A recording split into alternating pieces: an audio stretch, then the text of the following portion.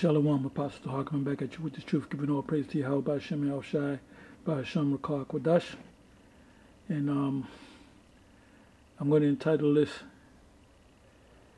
Reexamining Daniel, the 7th chapter. And I'm not going to go into the full breakdown. I'm not going to go into the whole, from the first verse to the last verse. I'm going to focus on verses 8 and 9, and a couple other verses in this chapter. But anyway, when you go to Daniel, the 7th chapter, and you read from the first verse, and if you understand Daniel, the 7th chapter, you should also understand Daniel, the 2nd chapter. Anyway, Daniel, the 7th chapter, the first verse, it says, in the first year of Belshazzar, king of Babylon, this was either the son or the grandson, scholars will argue that, of Nebuchadnezzar. It says the way you read, when you read it, it seems like it's his son. So, like I said, scholars argue that whether that's his son or his grandson. It says, in the first year of Belshazzar, king of Babylon, Daniel had a dream and visions of his head upon his bed. Then he wrote the dream and told us some of the matters. Daniel spake, 2nd verse, Daniel spake and said, I saw in my vision by night, and behold, the four winds of heaven strove upon the great sea, and the four great beasts came up from the sea, diverse one from another. The first was like a lion, and had eagle's wings. I beheld till the wings thereof were plucked, which represents the Assyrian kingdom, which I've been to the Metropolitan Museum of Art, or the Metropolitan Museum, which is located on 5th Avenue between, 85th Street and 83rd Street. And if you go to the, I believe it's the Middle Eastern section, they have on the walls, when you go to that section, they have the lions with the eagle's wings, and they tell you in the caption or the placard, it tells you that that represents the Assyrians. And I believe that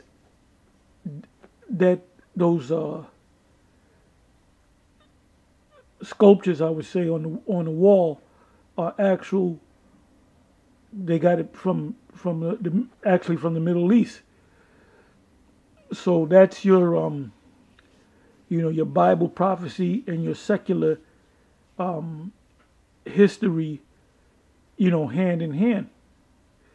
Because this is why this so-called white man, the scholars, the biblical scholars, the super elite, the archaeologists, the historians, they know that the Bible is accurate based upon what they dug up or found in these areas of the Middle East. So they know that there was an actual Assyrian kingdom, rulership. But it said that the eagle, which represented the Assyrians, stood up on his feet. And it says, I beheld till the wings were plucked, and it was lifted up from the earth and made stand upon the feet as a man, and a man's heart was given to it. And that's the beginning of the Babylonian Empire, which, by the way, the king at that time, Nebuchadnezzar, was a Assyrian. Now, what was taught at One West was that they were Cushites. They were not Cushites. And the reason why that was taught that way, because when you go to Genesis the 10th chapter and you read about Nimrod, he was a Cushite, and that kingdom was known as the Babylonian Empire, kingdom, which at that time the king was a Cushite. But this Babylonian Empire, when we talk about 2,600 years ago, that was an Assyrian. When you read the go into the name of Nebuchadnezzar and Belshazzar, you find out that they're Assyrians. So that kingdom, pursuant to the scriptures, ruled for approximately 70 years. And then you have it says, and behold, another beast, a second like to a bear, and it raised up itself on one side, and it had 3 ribs in the mouth of it, between the teeth of it, and they said thus unto it, arise, devour much flesh. That represents the Medes. And what happened was Darius the Mede took down Belshazzar. And when and there was a surgical strike. It wasn't a major battle where, houses and villages and cities were destroyed. It was a surgical strike where he was put to death, and he knew he was going to be put to death, and his kingdom was going to come to nothing by the handwriting on the wall, many tickle, which that's in the scriptures, and that actually happened. And he was with his lords, and they were drinking. They were some were probably drunk, others were buzzed. They were filled with the king's meat, which was rich food, which made you tired and lazy and want to go to sleep. And that's when Darius the Medes took them down, and basically what Darius did was made Babylon a province of the Mede Empire, which later became the Medo-Persian Empire. And what happened was they took Daniel and they gave Daniel a high office. They made him a president. So that word president is not new to the United States. The word president goes back during that time, because Daniel was a president. And I believe that's Daniel, the 6th chapter, if I'm not mistaken. Anyway, it says, and then it goes into the 6th verse. After this I beheld in another like a leopard, which had upon the back of it 4 wings of fowl. The beast had also 4 heads, and dominion was given to it. Now that leopard represents Alexander the Greek, and he had 4 generals that came up with him: Lysimaeus, Cassandra, Seleucid, and Ptolemy. And he died at the age of 32, and they took over, and the kingdom was split. And there's the whole history on the Ptolemaic dynasty and the Seleucid dynasty, which was a series of wars that they had back and forth with them and their sons and their sons' sons.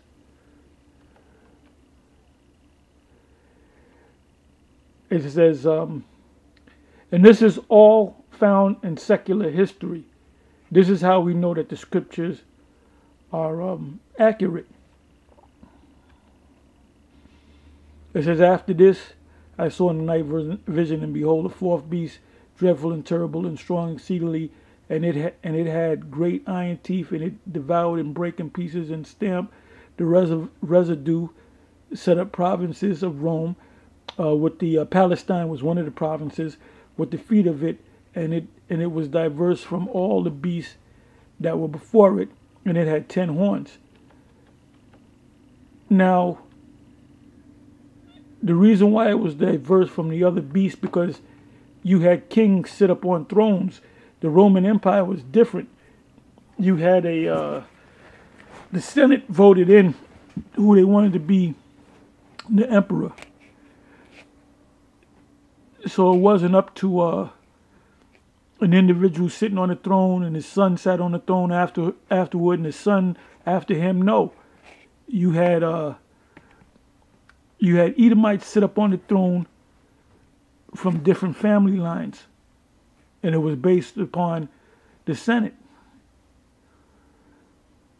Anyway, in the 8th verse it says, I considered the horns, and behold, there came up among them another little horn.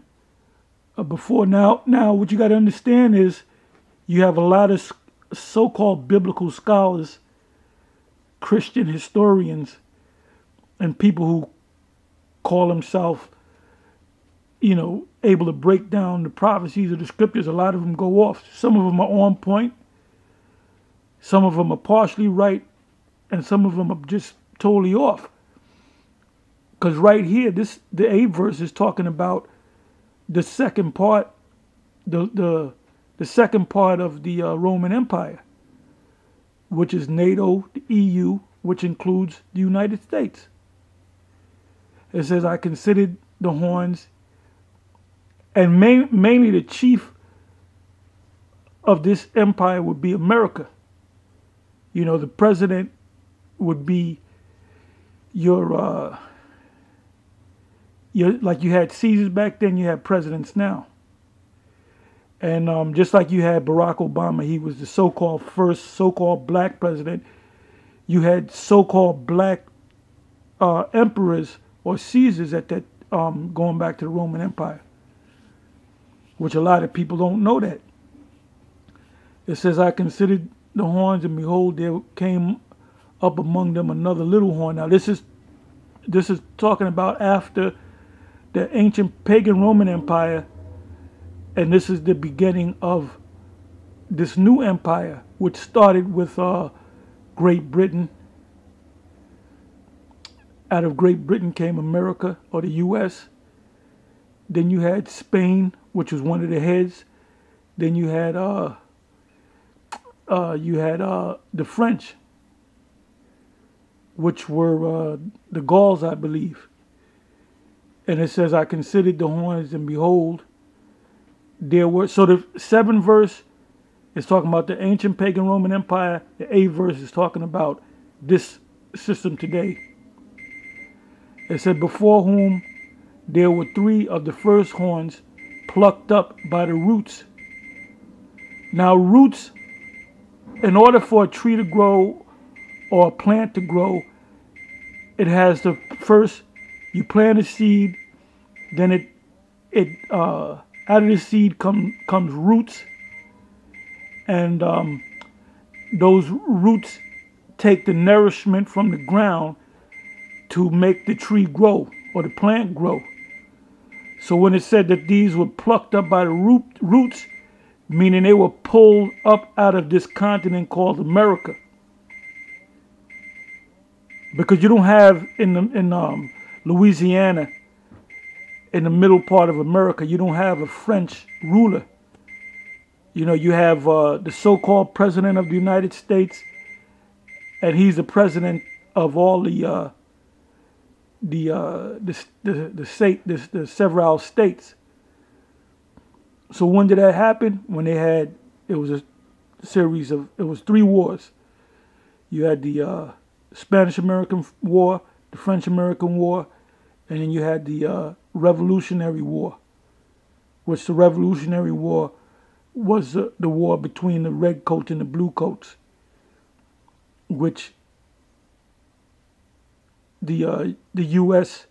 military defeated all these 3 powers. So that's what that's talking about. So that little horn is talking about represents America. Sometimes it's talking about a man, like in certain places, it actually talks about little horn represents an actual man, but this little horn represents the America itself, the U.S., which the reason why it was known as little, because it started as a group of what 13 colonies in the Northeast. Now, when you go into secular history, what made America great is when they pushed out further west. That's why you had the railroad system, and you had the Moabites, which are the Chinese, build that railroad system, and you had Jake, which was slave, because you had to build this country up, so you needed manpower. So that's why it was called the Little Horn, and now it's a major nation, and the so-called president is considered the leader of the free world.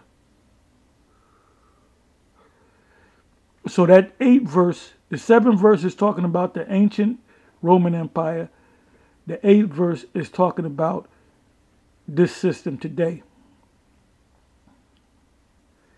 It says, and behold, in this horn were eyes like the eyes of man, and a mouth speaking great things.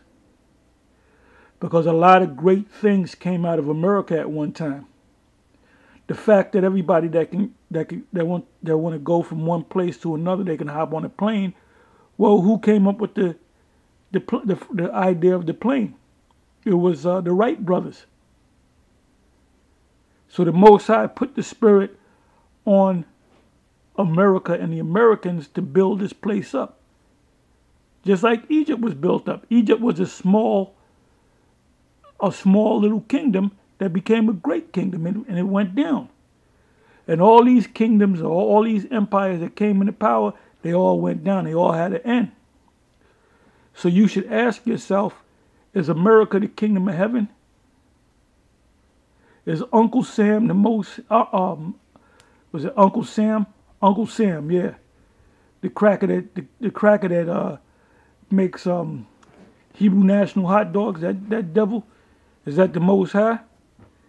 No, that's telling you right there that all these kingdoms were set up and established. The last kingdom to be set up and established, or empire, is America, NATO, the EU. And through this empire, they're going to administer that chip. So we're at the end of the thing. We're at the last few pages of the last chapter of a book. Because after this, and this is how you know that verse 8 is talking about America, NATO, and the EU, because in the 9th verse it tells you how the Lord's going to come back. And I really don't have to read that. Somebody else can pick up on it, or I may come back and read further, because we should all know Daniel, the 7th chapter, especially if you're in Great Millstone. Everybody that's been in Great Millstone for at least 6 months or more, you should know this. And I see we're going to have to institute these tests all over again. And we're going to be putting fire on you, putting flames to your asses, man. You guys that's been bullshitting and lollygagging, you're going to be out of here very soon. Anyway, with that, I'm going to say shalom. And like I said, this here, I didn't read the whole chapter. You know, this is open to, making response videos and continuing where I just left off. You know, I may come back and go further into the book of Daniel, or I may just go, which I'm pretty sure if you go to my main page, which is, what is the 666 mark, I'm pretty sure that there's a video or two that I did covering Daniel 7. If not myself, somebody else in Great Millstone. And for you guys out there that don't know what to, you do videos, but you don't have a topic. Well, what's your problem, man? Huh? Anyway, with that, I'll see you on the comment board. And like I said, you can respond to this and build upon this. Anyway, with that, I'm going to say shalom.